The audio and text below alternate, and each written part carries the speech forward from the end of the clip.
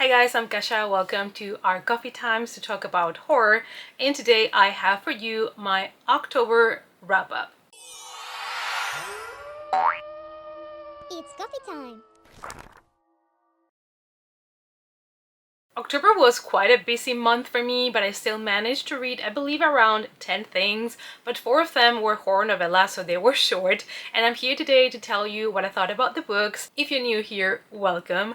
I like to personally rate the books with coffee mugs, and I like to start with the lowest rating, so we always end up on the highest note with my highest rating of the month. I thought I would first start talking to you about the 4 horror novellas that I read, and if you want to hear my more in-depth thoughts about the novellas as I was reading them, I do have my reading vlog up on the channel. Trick or Treat by George Massey, and this is a typical Halloween story, coming-of-age story of 2 kids that end up riding on the ghost train. 2 kids decide to do something very special on Halloween night, and they take a boat to the lake. Their plan is to get to an island where there is kind of like a theme park in it, and it seems to be empty, but they still can ride on the things, which should already tell you that maybe it's not a good idea, but they end up going to the ghost ride. And the moment that the ride starts, they realize that there's a lot of loops and a lot of like things in this roller coaster, but they don't seem to have a buckle. This one was full of nostalgia and childhood memories, and I believe this is more for kids than for young adults. I think this is more on the middle grade level.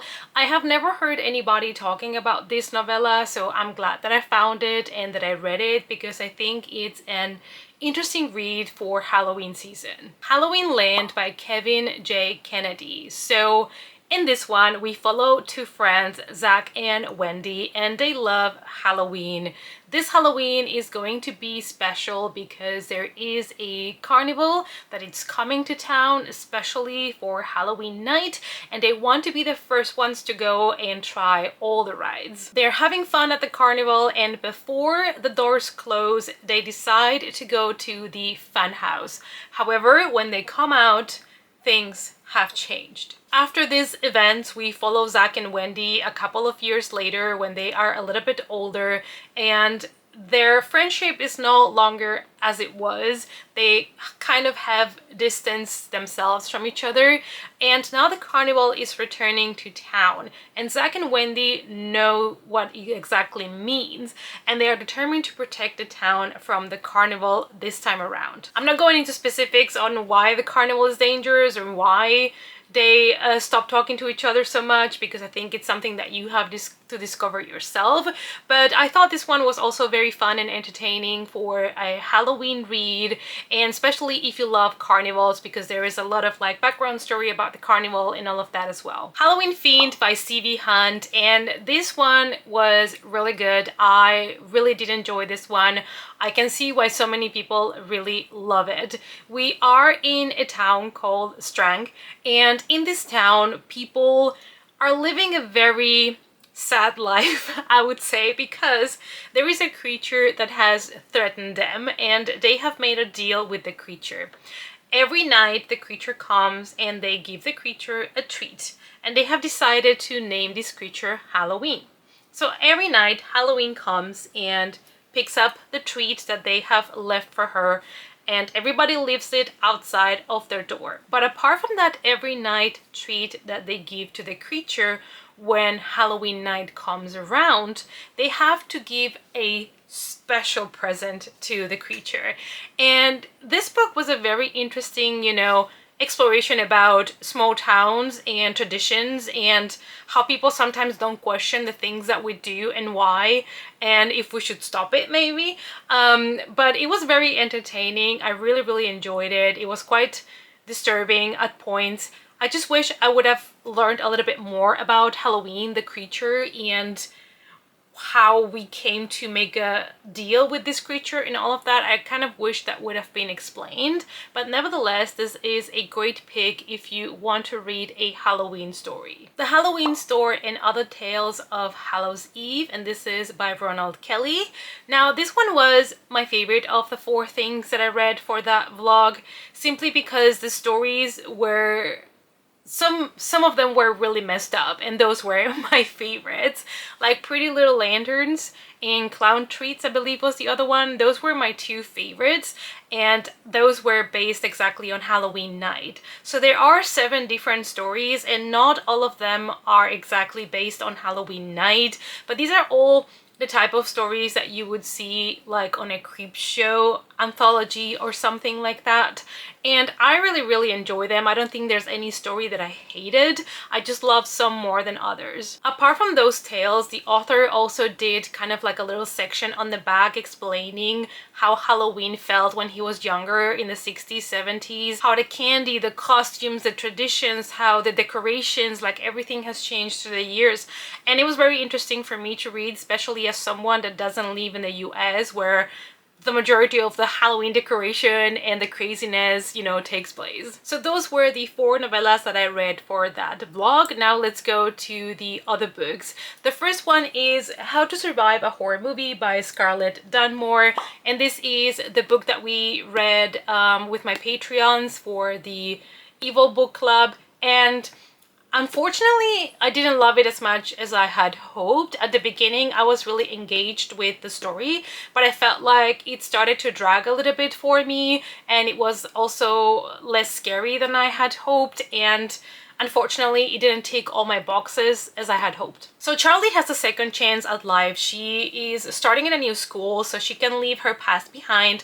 Nobody knows her here, so she wants to stop being the weirdo and just kind of like be a little bit more in the background and not be so picked on for being different. She also loves horror movies, so immediately there is a bond between Charlie and me. She doesn't want to be the weirdo, but she loves horror movies, and she takes her horror movie collection to this boarding school and introduces her roommate Olive to the horror movies, and they have a horror movie night every Saturday. However, her plans of just starting new in this new school don't go exactly as planned, because some of the girls in this school start to be targeted and murdered, so Charlie finds herself now in the middle of her own horror story. And because she is so well versed in horror movies, she thinks she knows all the tropes and is determined to figure out who has killed these girls before more of them are killed, and probably even including herself. There were many things that I enjoyed about this book, like the relationship between Charlie and Olive, all the banter they had, all the references to classic horror movies, and all the tropes. Like, it was a little bit meta, this book. It had some self-awareness to it, and I did enjoy it. And the classical, you know, like boarding school mean girls group and stuff like that. Like, there were a lot of fun and interesting things in the book. The chapters were named after rules for surviving a horror movie, which I thought was also such a fun thing to do. However, when it comes to the mystery part, like the real murder mystery and trying to solve it and all of that, I felt like it was lacking a little bit on tension, on mystery.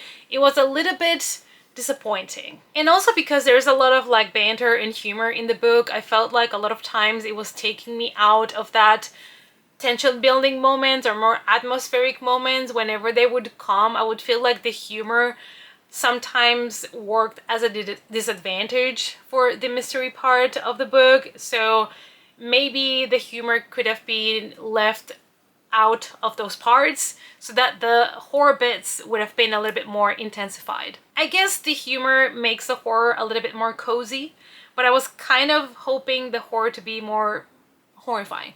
There was also no moment in the book where I was scared whatsoever about our main character and her safety. It might be also because this is a YA book, so obviously it is not as intense as an adult horror. But nevertheless, I have read YA horrors or YA mystery thrillers that were a lot more intense in the horror department.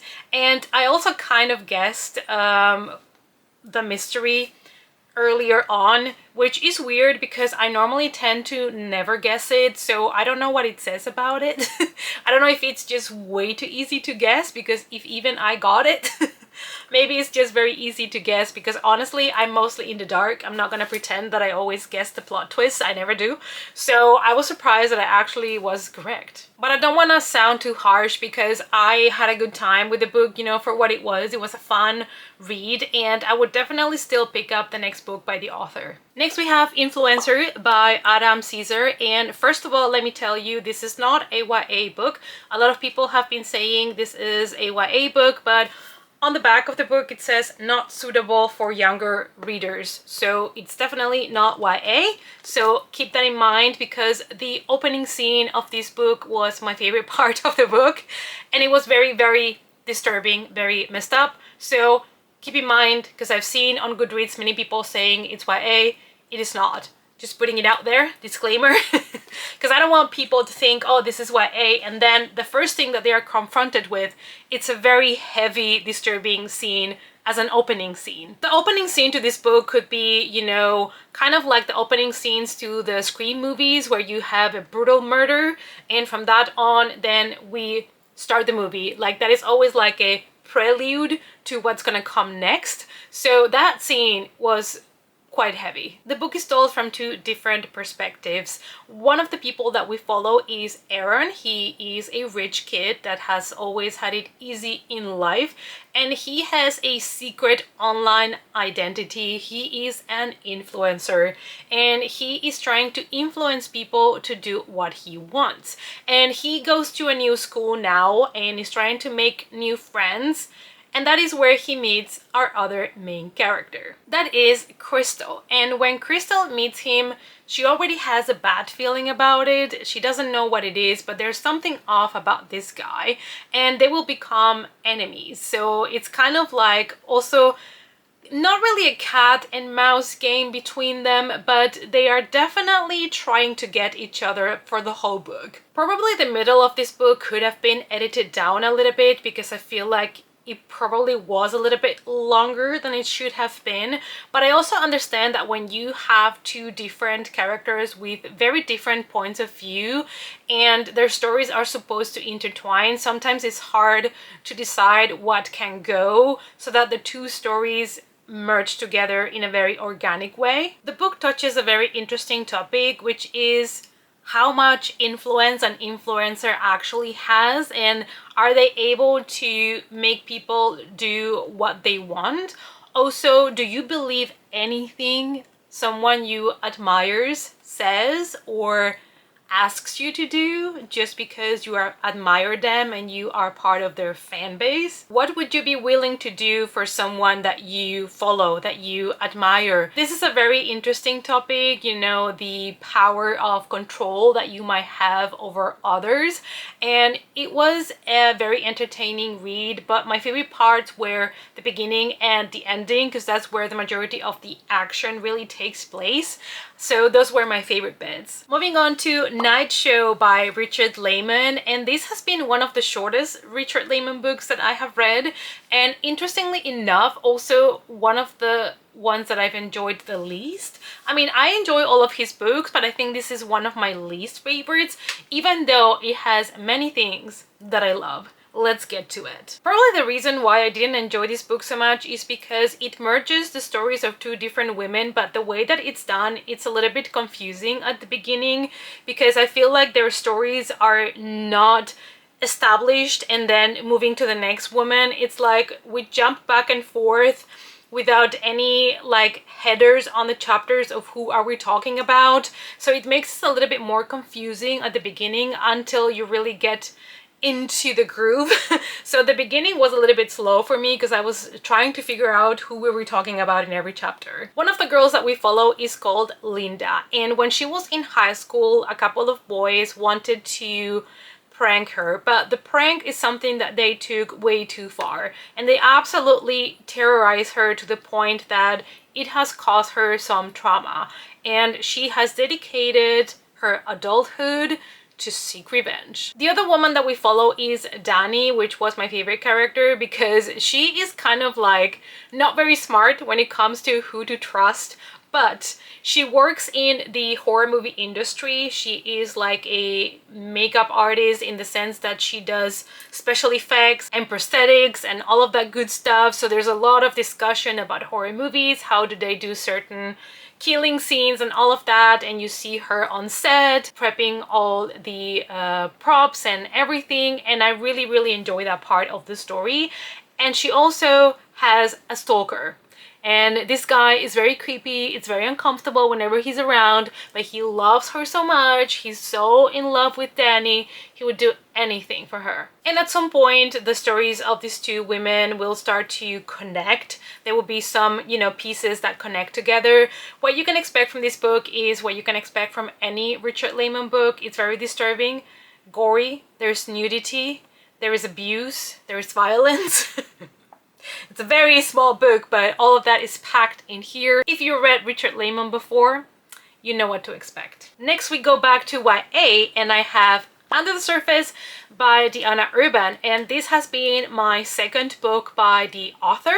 The other one that I read was Lying in the Deep, and I have to say this is for me a huge improvement. I enjoyed this one a lot more than the other one. It might also be the setting, because anything that feels claustrophobic gives me already the chills because I hate small spaces. This is a claustrophobic survival thriller that will truly have you at the edge of your seat.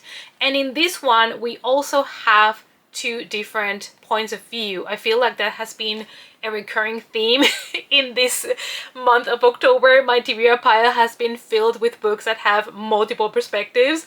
So we follow two people here. We follow Ruby and Sean. They are both friends. They both like each other, but they are too scared to confess their feelings. And now they are on a class trip to Paris. And Ruby ends up getting herself in a pickle. Ruby is having a great time in Paris, just getting so much fantastic footage of the city, of the Eiffel Tower, and all of the things that she can use later for her YouTube channel. However, one night she has to rescue a friend that was invited to a secret party in the Paris catacombs, and that's when things start to go really bad for Ruby. At the beginning, she thinks, okay, I will go to the Paris catacombs to rescue my friend from this party. At least I will get some nice footage of, you know, the underground tunnels of the catacombs and the party and everything, and things that I can use for my channel. But when they get there, there is a total of 4 girls that go down, and then they're trapped, unable to get out. So we basically follow Ruby's point of view, trapped in the catacomb tunnels, in the caves, and all the description of the caves and the tunnels was fantastic, amazing, loved it, everything that happened down there, 100% loved it. And then you follow Sean that is getting worried because Ruby is nowhere to be found, plus the other girls. So you follow Sean trying to figure it out where Ruby went, trying to find a way to rescue her. This is a great YA book because it's not your typical YA mystery thriller, murder mystery thing. It feels a lot more serious, and it feels a lot more threatening and disturbing. Plus, it is based on true events, because if you've seen movies like As Above, So Below, there are people that sometimes try to sneak into the Paris catacombs and they end up getting lost. And sometimes they never recover them because they just end up being lost down there. So that is absolutely horrifying. And I really love this book. So I can tell you that if you were thinking of picking it up, I would say it's worth your time. All right, let's talk about Incidents Around the House by Josh Malerman. And let me tell you, when I started this book, I was a little bit scared that I was not going to enjoy it because all of the hype that it had, that it was super scary. But let me tell you, I was unable to put this down. I was eating it up from the very beginning. And let me tell you, this book was actually creepy. We follow 8-year-old Bella, and Bella has a friend. The first time that she came in contact with that friend is when she saw something inside of her closet. In the meantime, that friend has left the closet and it's coming closer and closer to Bella. Now that friend is making demands. It wants Bella to do certain things. Bella is going to name that friend Other Mommy. While the way that this book is edited might not be for everybody because there is a difference between Bella's thoughts, the conversations that she has with the adults, and also when she overhears conversations, everything is presented differently inside of the book and everything is put together in the chapters in a way that I understand why it might not be for some people, but I found that kind of interesting and refreshing and it didn't bother me at all. And I understand why you have to include a lot of overheard conversations between the adults, because otherwise we would not have enough interesting material if we would only be present when Bella is talking, or we would only listen to Bella's thoughts. Trust me also when I tell you, you probably should not read this book with the lights out, on your bed, with your closet open. Might not be a good idea. The story kept progressing and changing and going places that I did not expect. At the beginning, things were going so fast that I'm like, if we've already resolved all of this, how far are we gonna get? How disturbing is this going to get? Very. This book has a lot of serious topics that it discusses, you know, like family and grief and trauma and secrets in families, and if there are things in the family that should not be a secret. Like, a lot of things are being discussed that are very interesting, but overall this is a very, very good paranormal story. I really enjoyed it, so I would definitely recommend it to you guys if you like what I've talked about, if you like the concept of the book. And yeah, I would give it a chance. And if I found it creepy, especially at the beginning, I think some of you guys that are more scaredy cats are going to find this absolutely terrifying. So enjoy. And last but not least, you guys, I have a new favorite. And it is the new Grady Hendrix book, and I feel so bad because I know you guys cannot get it yet. I was so lucky that I got sent this ARC by the publisher, and let me tell you, this book messed me up in the best possible way.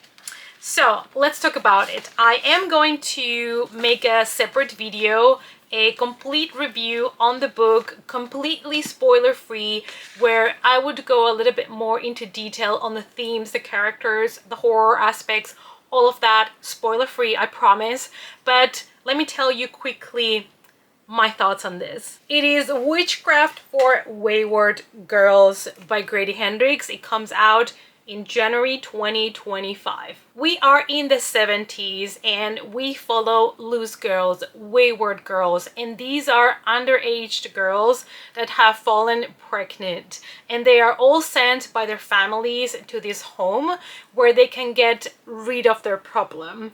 And what that entails is they will give birth, the baby will be given to a family, and then the girls will return home empty-handed. These are girls that are scared, they don't have any control over their lives, they feel lonely, they're heavily pregnant, and they're among strangers.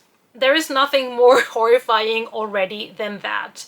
And it talks a lot about, you know, female empowerment and the patriarchy and all of those themes. And let me tell you, this has been the Grady Hendrix book that so far has been the most serious.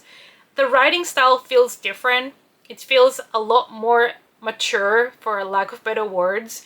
And I think maybe part of it is because the main topic here, the main theme, which is the underage pregnant girls, is such a heavy topic to discuss, but it is based on reality, so it's kind of like a historical horror. I think because of that theme and because it is so heavy, the author didn't use his typical dark humor so much. Like, this is not your typical horror mixed with humor that you know from Grady Hendrix, and I understand why he didn't do that for this particular book. That might also be the reason why I love this one so much. As you guys know, I do enjoy a little bit of humor here and there on my horror, but it's not my favorite thing. Now, as the title implies, there is witchcraft and witches in the book, but the way that they are portrayed, they felt more like 70s gypsies, and that felt so unique as well and so fitting for the 70s.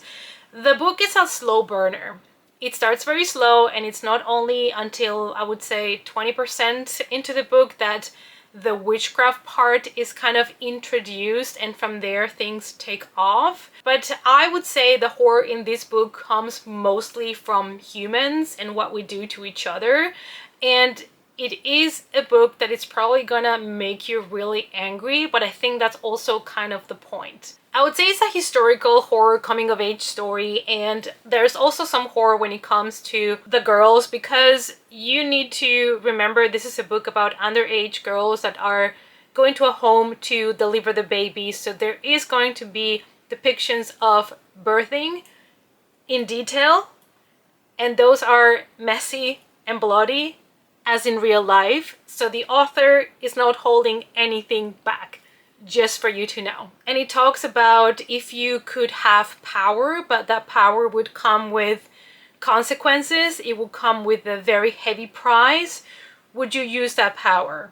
So it is a great book. Absolutely loved it. I am going to reread this. I'm gonna treasure this book forever. It's my favorite Grady Hendrix book. I did not expect a book like this by Grady Hendrix. Absolutely did not expect it, and let me tell you, the very ending of this book, I almost cried. Like, what the hell is going on? Like, I almost cried. Like, what are you doing to me, Grady Hendrix? What are you doing to me? So, this book, you guys, when it comes out in January, pick it up. It's amazing. And that, you guys, is everything that I managed to read in the month of October. I hope that you enjoyed hearing my thoughts on the books. If you want to support me and the channel directly, you can join my Patreon. The link is down below. Thank you guys as always so much for watching, and I hope to see you all as always in our next coffee time. Bye!